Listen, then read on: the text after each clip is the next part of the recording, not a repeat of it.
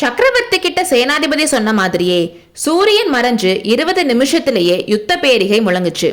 வாதாபி கோட்டையை சுத்தி நாலா பக்கமும் சூழ்ந்திருந்த பல்லவ வீரர்களோட பெரிய சைன்யம் கோட்டை மதுல தாக்குறதுக்காக போச்சு.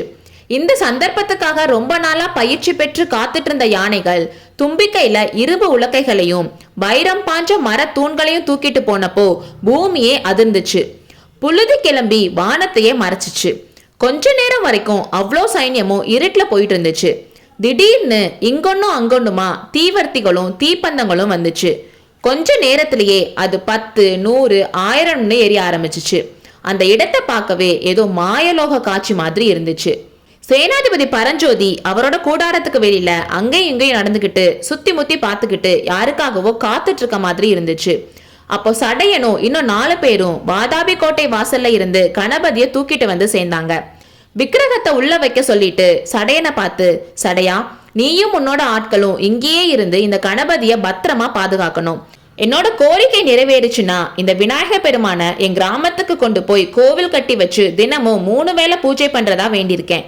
சடையப்பா, நீங்க இங்க இருந்து காவல் காக்கறனால வாதாபி கொள்ளையில உனக்கு பங்கு இல்லாம போயிரும்.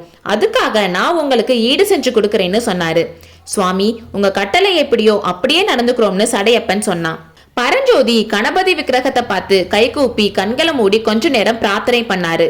அந்த டைம்ல வெளியில யாரோ ஓடி வர சத்தம் கேட்டுச்சு. சத்ருகனன் தான் தலைவரி கோலமா உள்ள ஓடி வந்தான். அவனோட முகமும் பேயடிச்ச மாதிரி இருந்துச்சு. சத்ருகனா, இது என்ன கோலம்? ஏன் இப்படி இருக்க? ஏதாச்சும் பெரிய ஆபத்து வந்துச்சா? போன காரியத்துல வெற்றி கிடைக்கலையான்னு கேட்டாரு.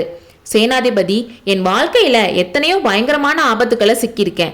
ஆனா நேத்தும் இன்னைக்கும் எனக்கு வந்த ஆபத்து மாதிரி எப்பவும் வந்தது இல்லைன்னு சொல்லி பக்கத்துல இருந்தவங்கள பார்த்தான். அந்த குறிப்பை உணர்ந்துகிட்டு சேனாதிபதி அவங்கள வெளியே போக சொன்னாரு.